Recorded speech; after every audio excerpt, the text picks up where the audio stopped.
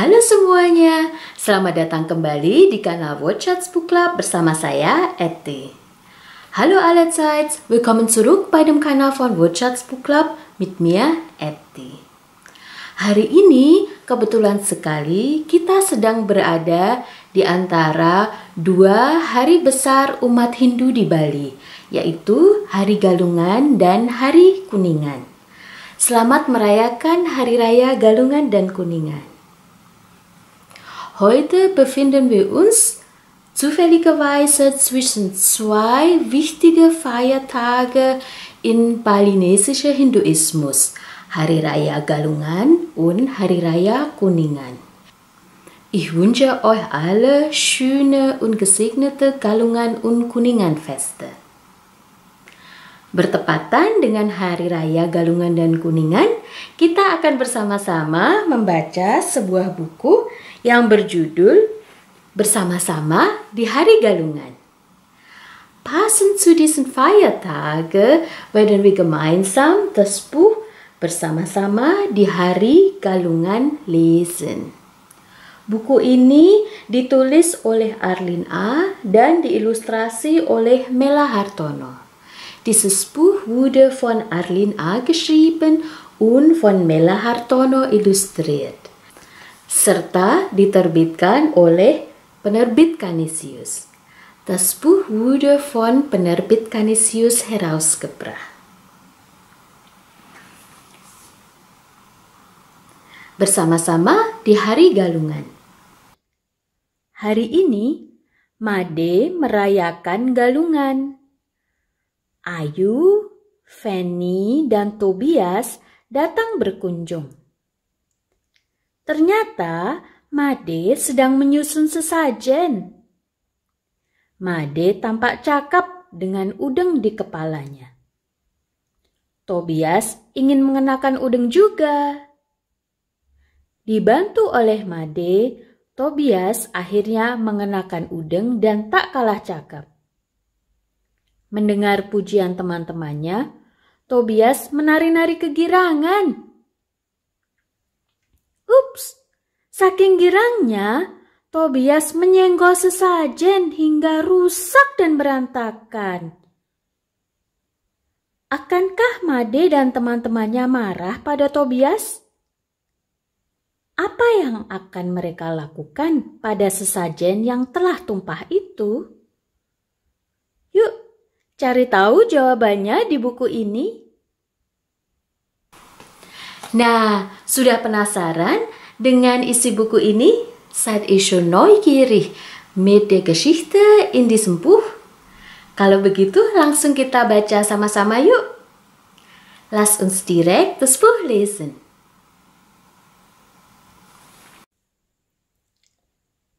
Bersama-sama di Hari Galungan.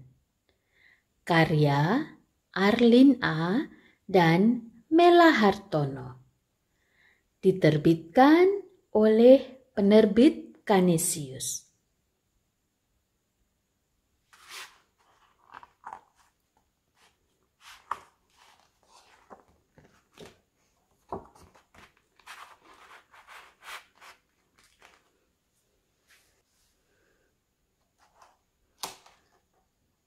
Bersama-sama di Hari Galungan oleh Arlin A. dan Mela Hartono. Diterbitkan oleh Penerbit Canisius.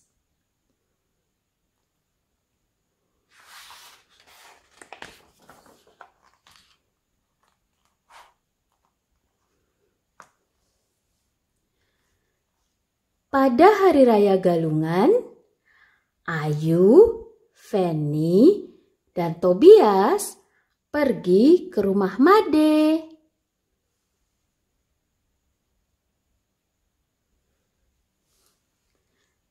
Made menyambut mereka dengan senyum lebar. Made, apa yang kau kenakan di kepala itu? Tanya Tobias antusias. Ia begitu tertarik.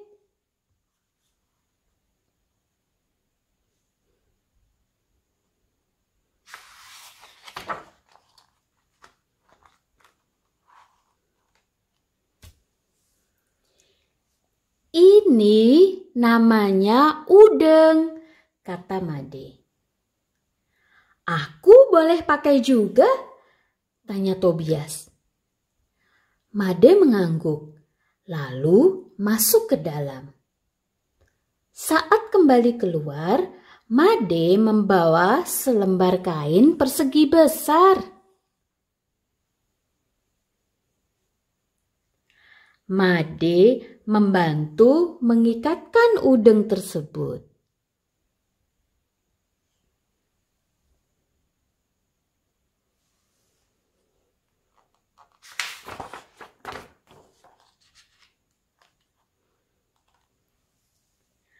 Apakah memakai udeng memiliki arti khusus?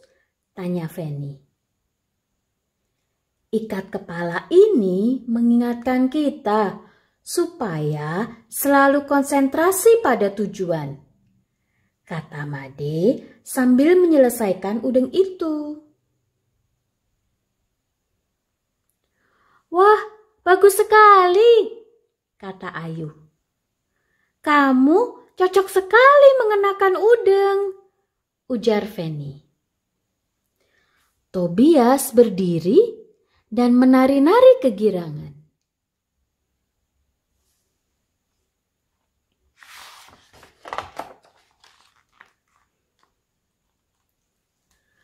Karena terlalu kegirangan, tanpa sengaja, Tobias menyenggol sesajen. Sesajen itu jatuh terbalik. Isinya berantakan. Tobias, walaupun sudah mengenakan udeng, pikiranmu masih saja kacau, teriak Ayu. Tobias melihat sesajen yang berantakan. Ia mulai menangis.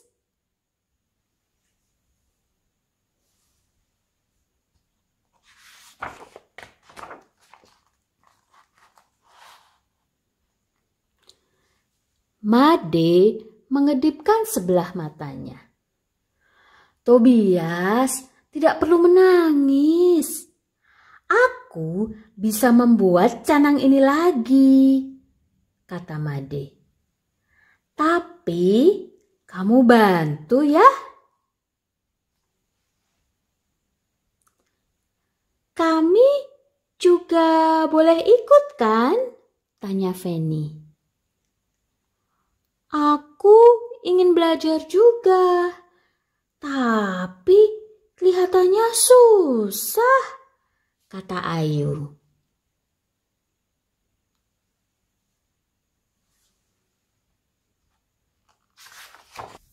Ya, memang tampak sedikit sulit.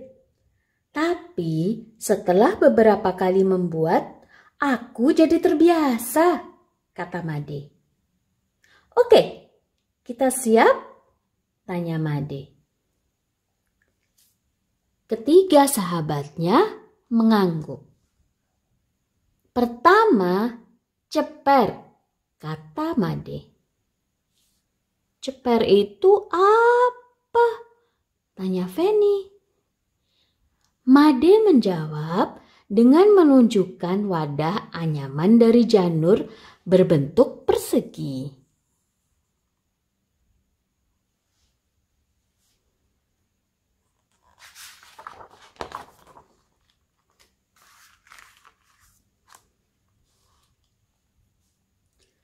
Selanjutnya, beras, kata Made. Karena berasnya berantakan, Ayu masuk ke dalam untuk minta sedikit beras dari Ibu Made. Ini namanya porosan, kata Made. Ia memegang sesuatu yang terdiri atas daun kayu, daun sirih, kapur sirih, buah jambe, buah gambir, dan janur.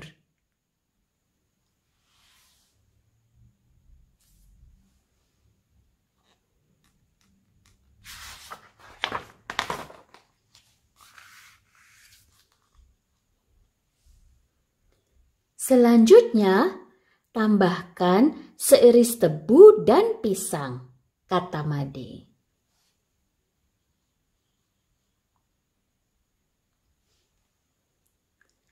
Mereka lalu meletakkan sebentuk wadah bulat yang terbuat dari janur dan amat indah.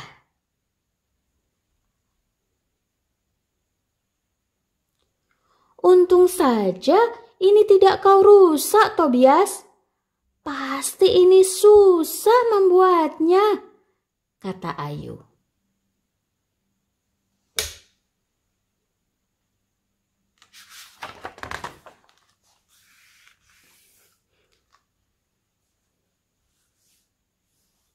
Ini namanya sampian, kata Made. Sampian melambangkan 8 hal pokok dalam hidup kita, yaitu kebijaksanaan, kepandaian, kepemimpinan, dendam, kekuatan, amarah, kesenangan, dan kebenaran. Made menjelaskan. Langkah berikutnya adalah meletakkan bunga-bunga ini, kata Made. Aha, aku bisa, kata Tobias. Meletakkannya tidak secara asal, Tobi. Arahnya harus benar. Nah, agar arahnya benar, kita bisa menggunakan kompas, ujar Made.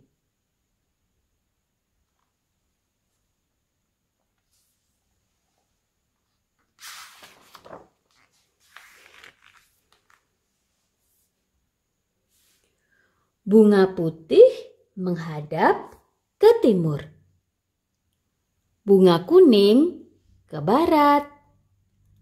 Bunga merah ke selatan. Dan bunga ungu yang menggantikan bunga hitam ke utara, jelas Made. Daun pandan diletakkan di tengah-tengahnya, tambahnya. Nah, ini unsur terakhirnya, sekeping uang logam. Ada yang mau meletakkannya? Tanya Made. Semua menjawab mau. Maka mereka gambreng lebih dahulu. Hom pimpa.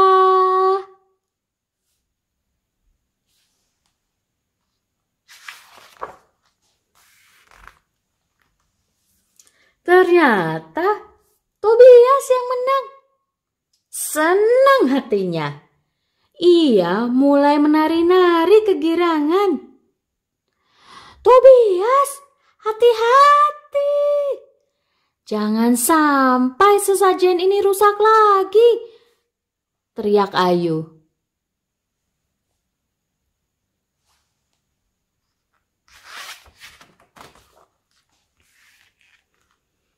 Tobias berhenti menari. Dengan sepenuh hati, ia meletakkan uang logam itu. Keempat sahabat itu pun tersenyum bersama. Selesai.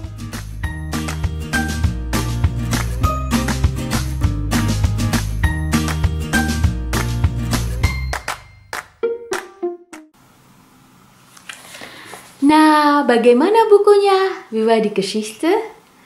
Apakah kalian belajar banyak hal tentang galungan dan tentang sesajen Bali dari buku ini? Habt ihr viel gelernt über Galungan und über die Opfergabe bzw. balinesisches Opfergabe von diesem Buch? Ya, di buku ini ada banyak sekali informasi tentang budaya dan agama Hindu di Bali.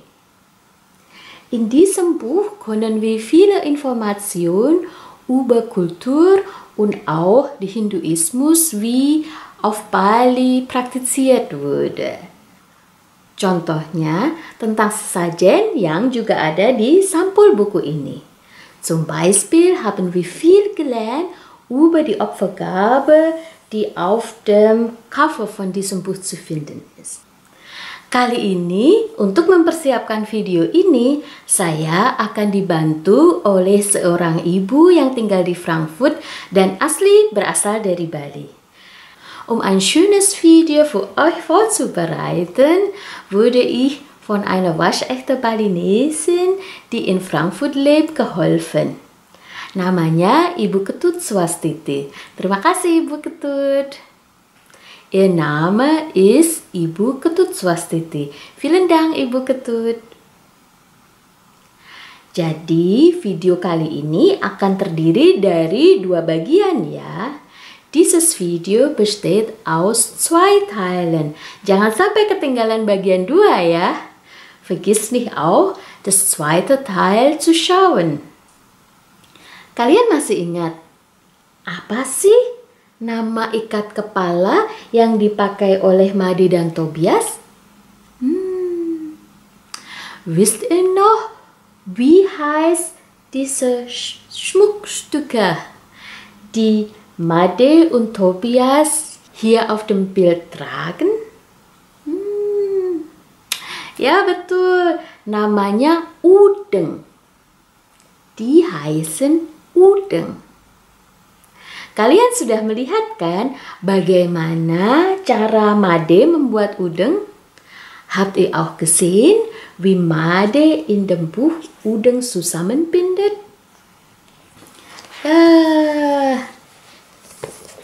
Lucu ya?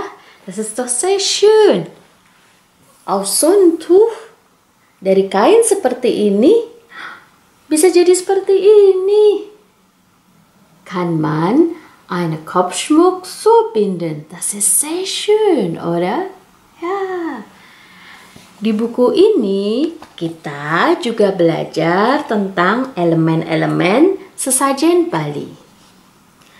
Wir können auch in diesem Buch lernen über Teile von ein balinesisches Opfergabe.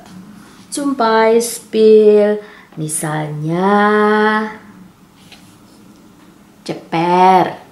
Zum Beispiel ceper. Lalu apa saja sih isi sesajen? Was sind alle drin in eine balinesische Opfergabe? Ada beras. Semuanya pasti tahu ya, beras itu apa? Kennt ihr beras? Ja, da gibt's auch Reis drin. Viele andere Zutaten sind heimisch in Indonesien. Deshalb ist auch schwierig, diese Wörter auf Deutsch zu übersetzen.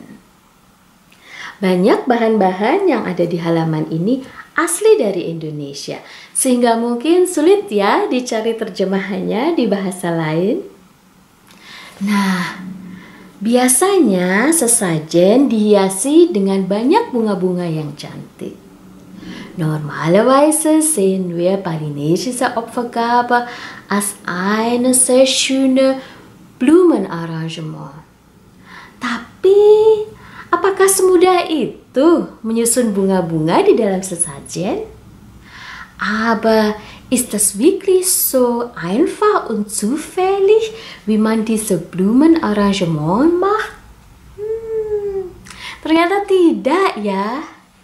Ternyata bunga-bunga tersebut harus diletakkan di arah-arah tertentu. Anscheinend müssen diese Blumen in bestimmte Richtung hingelegt werden. Schauen wir zusammen. Yuk kita lihat. Made bilang bunga yang putih, yang mana bunga putih? Ya, harus menghadap ke timur.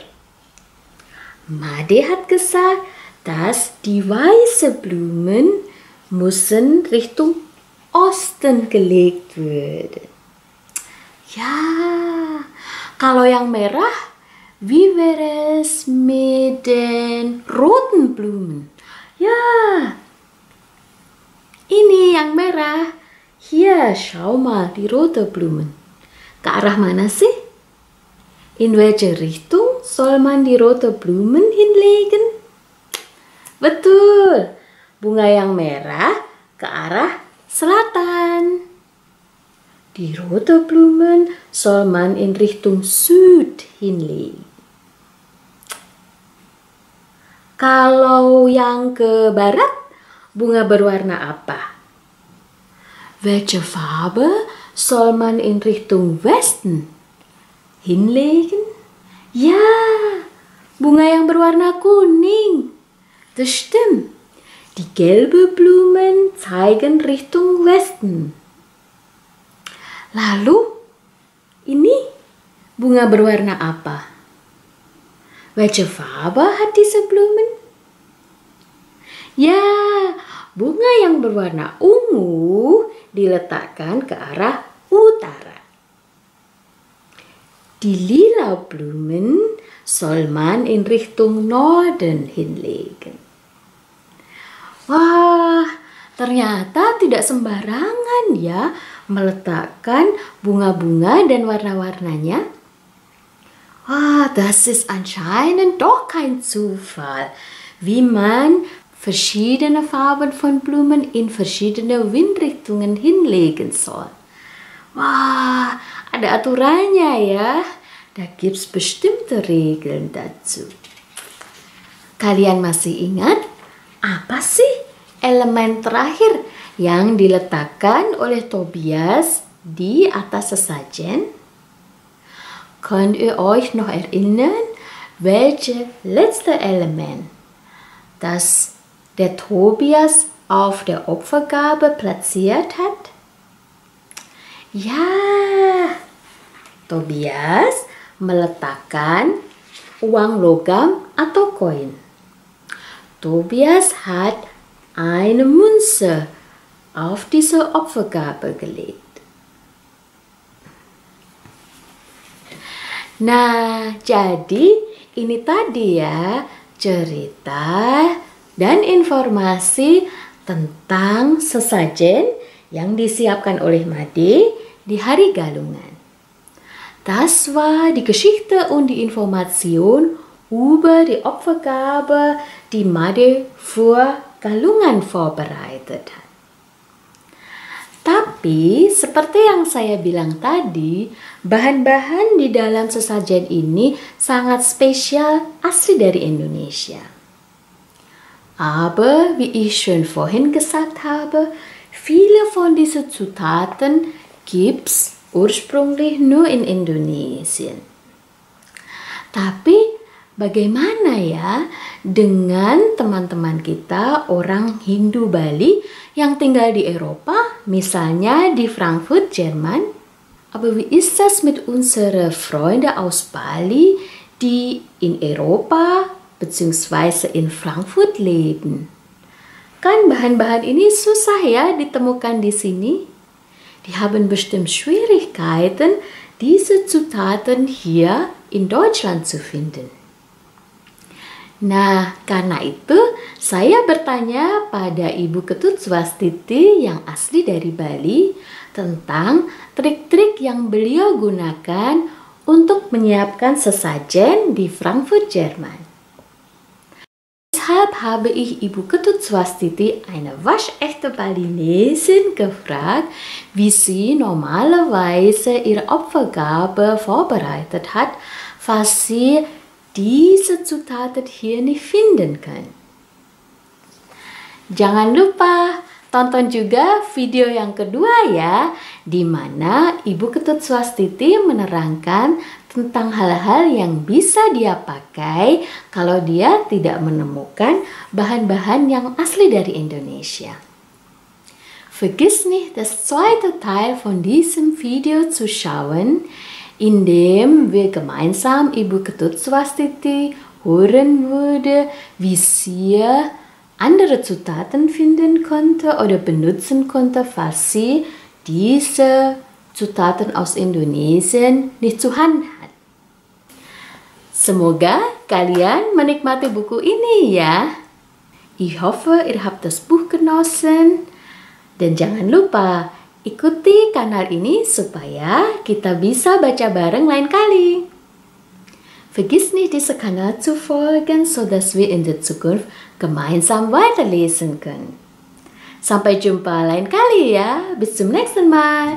Tschüss. Dadah.